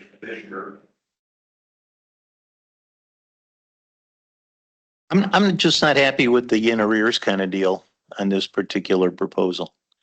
I mean, the rules are the rules. You know, you burned your field and you threw the diesel out knowing you're gonna get $2,000 out of us, right? The alternative is we can just simply defer these, have the amendment next meeting, and then approve these at the next meeting at the higher levels. So that prompts, I'm gonna shut up. I'm tired. So that precludes, or so that brings up the question, is the grant granted when the work was done or the grant granted when the application submitted? Do we go back? What if somebody did It's work a year ago? The maximum grant is granted tonight. But the amount they get is going to be dependent on what they spend and the reimbursement amount. So if they're granted $2,000, but they've only spent $3,800, they're only going to get $1,900 of that $2,000 grant because it's a 50% match. Right? So the authorization would be tonight. The actual payout is dependent on what they ultimately spent. Okay, so it sounds like the best solution would be to defer the approval of these grants until we've passed a new resolution with the new rules. If the resolution ends up saying what we're talking about tonight, then these three applicants would get their full amount that they requested. And then anybody in the past who, let's say, spent $5,000 but only got 2,000, they can't go back, retroactively and get an extra money. I think that makes sense. But We're talking about current and ongoing projects, not projects that have been completed. Right. So is that what everyone would like to do, is defer it, or are you, I mean, either way, you're probably gonna end up with the same results, so. I vote to defer it. That's right. Sure. Yeah. I I'd think rather it's cleaner. make it a lot cleaner because that way the amendment's already in place. And then they can get their full amount. Okay, I don't see a problem with approving it contingent upon okay, the passing it. all right, so you're okay with approving it? Trustee Jamil? Yeah. You okay with it? Trustee O'Connor? I'm good with that. All right, so you got, Kent, where are you sitting? I Defer? can go either way. I think it's just cleaner to defer it because then that eliminates the question about, well, what about the person who spent $5,000, only got a $2,000 grant, but now we owe them an extra $500. It gets rid of that question. We're not going back. If we approve the new resolution and then approve these grants, that problem goes away. That said, like you said, we're spending the same money either way. Bottom line, doesn't matter. I just think it's cleaner to defer it. But I would support think whatever that the majority wants to do. I think that it is cleaner to wait. And I don't know that it's going to make a difference for these grantees. If we allow them to get the grant and they deliver the receipts after they get the grant, I don't know that it would be preclusive of them if they do what's our next meeting date? The 28th? If they do the work on the 27th, get the grant on the 28th, deliver the receipts on the 29th, I don't think we're going to say, oh, no, you only get X dollars. I think that it's going to be based on the work that's actually done. And we can make that clear with the motion. So it's not going to be in any way impairing their ability to do the work. All right, so if we're gonna defer, let's just make sure everyone okay with deferring it? Yeah, is there anything else in the pipeline? I mean, if there's nothing else in the pipeline, we're not going back to completed projects.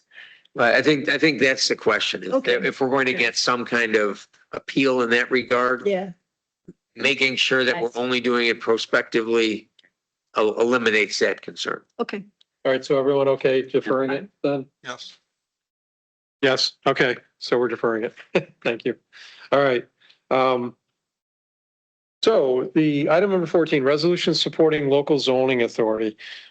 So I'm going to read part or all of Vic's resolution because on February 18th, our governor of the state of Illinois proposed some significant changes in a state of the state address that would impact who we are as a village. It could change us significantly. So I'm going to read this, hopefully not bore everyone. I guess everyone's running away because I said I'm going to read it.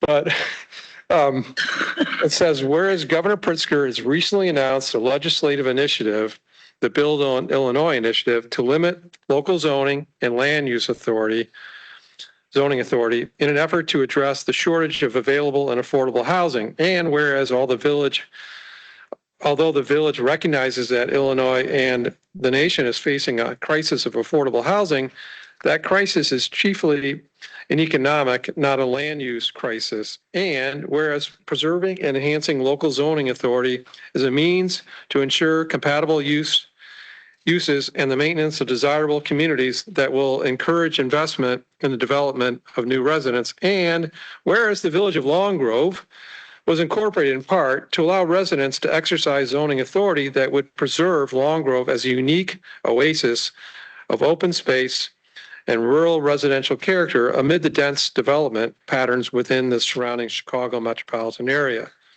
And whereas the village's unique character not only provides refuge to wildlife and a variety of fauna, but it also offers village residents and visitors a change of scenery that is otherwise difficult to experience within the Chicagoland.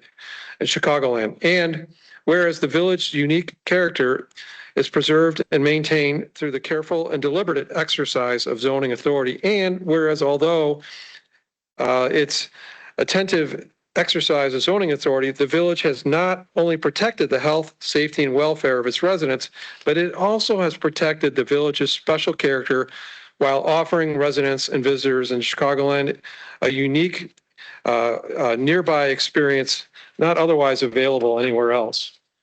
Whereas the state of Illinois itself is blessed with many varieties of geological, topographical, natural, and cultural features, all of which make Illinois a special and desirable place. And whereas ensuring that Illinois does not become an endless highway of nameless, indistinguishable places that can best be places can best be done by preserving local zoning authority, and that will help the village and all their municipalities identify, develop, and preserve their own unique character. And whereas preserving and enhancing Illinois is a desirable place to live with many varied offerings, not only encourage investment in Illinois, but it will also strengthen the economy of Illinois in a way that will reduce the economic barriers to affordable housing. And whereas, because local land use decisions are best made by locality, the village believes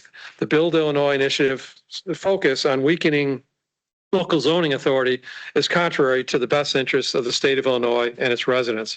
Now therefore be resolved by the President and Board of Trustees of the Village of Long Grove, Lake County, Illinois as follows. The foregoing recitals are incorporated wherein, as it's full set forth, the Village of Long Grove urges the Illinois General Assembly to preserve local zoning authority as currently exists to allow local government officials to best serve their communities and residents. The village clerk is hereby authorized and directed to provide a certified copy of this resolution to the members of the General Assembly representing Long Grove's residents and to the Illinois Municipal League. This resolution shall be in effect from and after its passage and approved in the manner provided by law. Huzzah. Sounds You're like gonna a make- good idea. That was a motion. What are you doing? Oh, bathroom break. Okay, got it. So does somebody want to make a motion to approve? With pleasure. Okay, moved by trustee Tanucci, seconded by trustee Browski. Thank you. Okay. All in favor? Aye. Okay, motion approved. Thank you for letting me read that. It's so important. I started with, gonna read chapters from our comprehensive plan, everything else. We are not Long Grove. If they take this away from us, we might as well just be a neighboring community that, you know, has all kinds of small lots, houses all over the place, and no open space. So thank you. Okay. I don't think there are many communities that aren't objecting to this. Yeah, everyone pretty much is. Yeah. Oh, crazy. All right.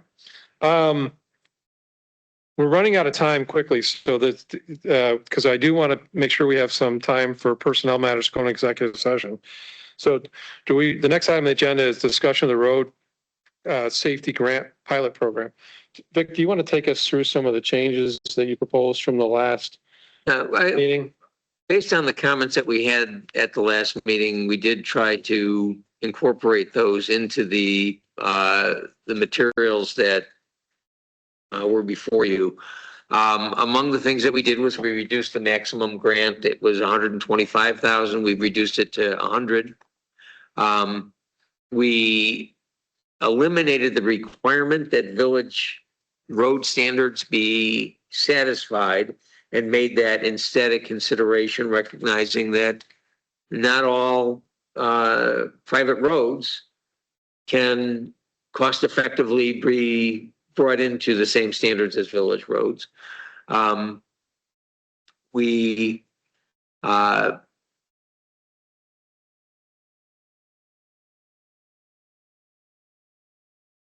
Sorry, I'm just trying to make sure I'm reading what I wrote.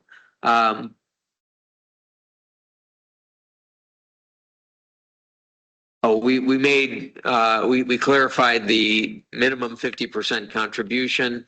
We eliminated the ability of gated communities to receive a grant.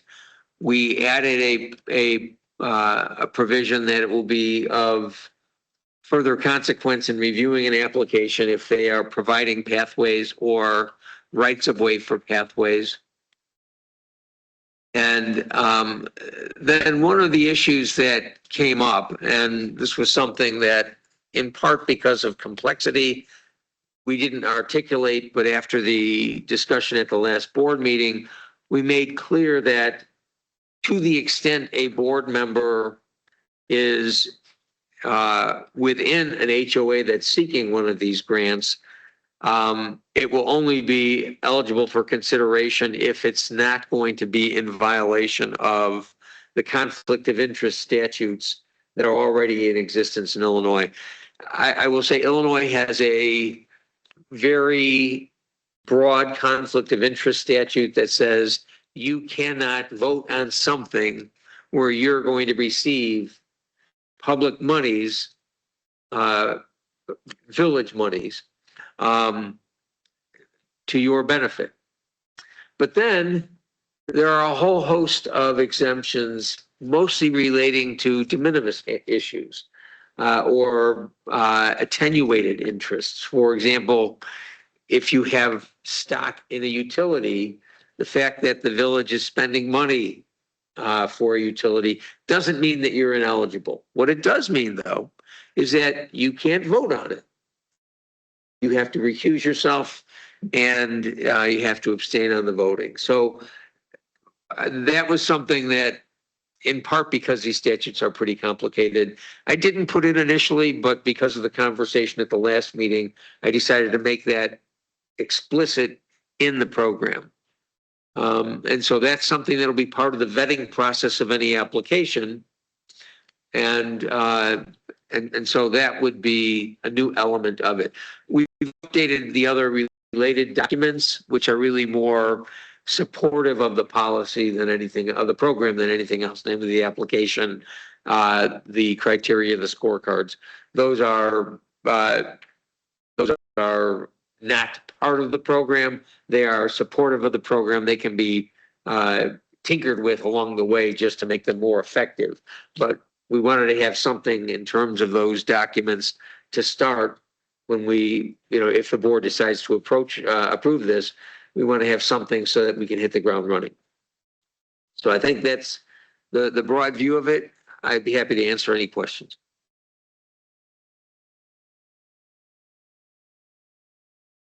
So it's about 9 o'clock, right? Or 5 to 9. The question is, do you want to discuss this tonight?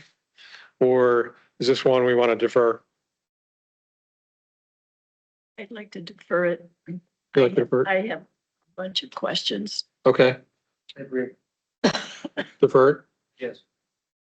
Chris, you okay with that? Dave? If board members have questions and you want to feed those to Chris, we can try to give you some direct responses to those questions in advance of your next meeting. And they can be part of that package, so you have that information available to you. Sorry, I volunteered you for that, Chris. Okay. Thank you, everyone. Village engineers report, I'll remind you that to be short, brief. Short, sweet, and to the point. Got it. The engineer's report is in the board packet. Just a couple highlights tonight. The Lake Michigan water connection is going well. The contract completion date for the construction is July 24th, 2026. And as Manager Sparkman mentioned, we're anticipating and hoping to go live with water from Buffalo Grove in October-ish. There's quite a process with turning that on because the source water has changed from well to Lake Michigan. So the IEPA has some regulations on that. So that's the timing consideration on that item. The 2026 road maintenance program is going out to bid later this week. We got a bid opening scheduled for April 30th. So recommendation will be presented to the board at the first meeting in May. Just real quick, the Aptekissick Road water main extension, we're still working with Morrow Sewer to get all the documents procured for the submission to Lake Dot so we can get the permit. Mostly that's a letter of credit. So they're working through that, but construction start date is yet to be determined. I'd be remiss to let everybody know that the trash enclosure has started at the end of the parking lot here at Village Hall. So hopefully you noticed it when you came in before it got dark. So yes. Why didn't you guys sink the beams into the cement instead of supporting them on something that won't rot the beams out? I just thought they would have been like up on. Those beams rot if they're in standing water and the asphalt's pitched to shed away from that. So we weren't too concerned with that. So that's all the updates I have tonight. If there's any questions, happy to take those. Any questions?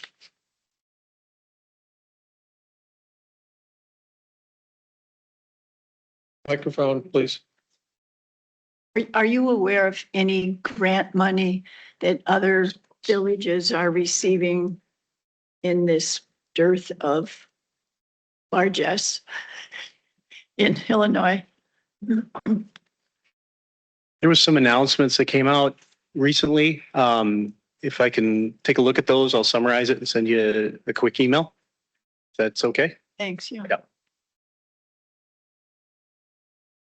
Any other questions? If not, I will thank the village engineer for his succinct, excellent report. Thank you. And I'll move along to the village president and trustee reports. I'm just going to let everyone know that the next meeting I cannot make. That is on the 28th of April. Is that right? 28th. So I will need somebody, if you hold a meeting, I will need somebody to take my chair. So any volunteers if we need to hold a meeting? Yes. I need to confirm my schedule. Okay. Well, the other thing is we would cancel the meeting.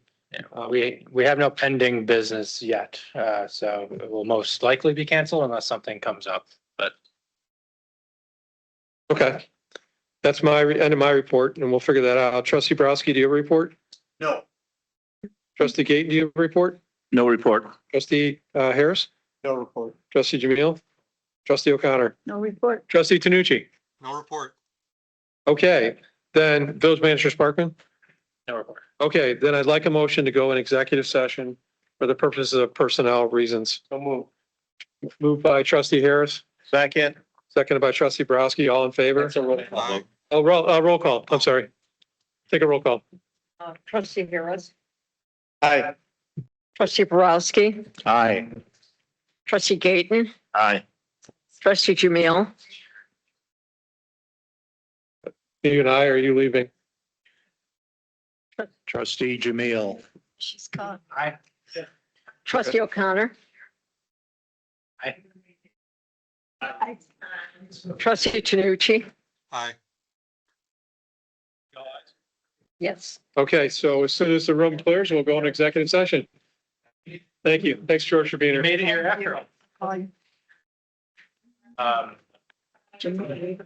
He's leaving. Yeah, are you leaving? Okay.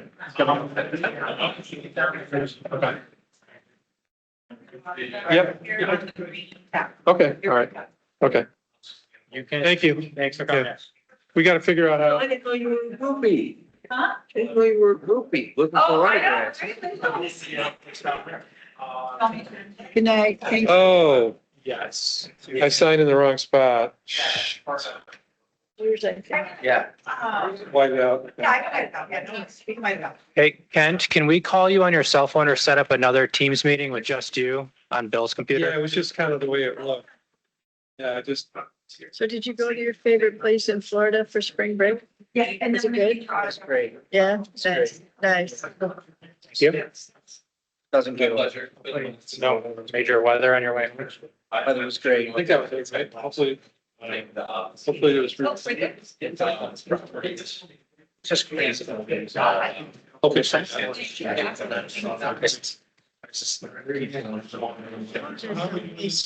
Peaks and Valley Market.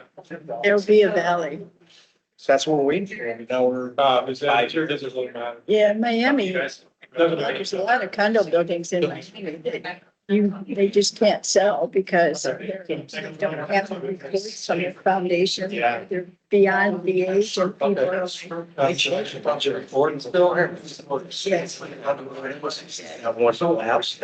Yeah, Yeah. yeah. I could have. Okay. And you need to wait. Actually, I'll get my AI. Kent, we're gonna call you and end the Teams meeting. No, you can't have that because then you get to New York Town Station. So. Which might be sooner than. You're No, gonna I'll call me? report. Let me see if I can. Thanks, Kent. Bill's gonna give you a call on his cell. Okay, thank you. Thanks. Okay, let me see if I can make this work. Boris and Poland, so like little. Where's my response? Waiting for me to pick them up.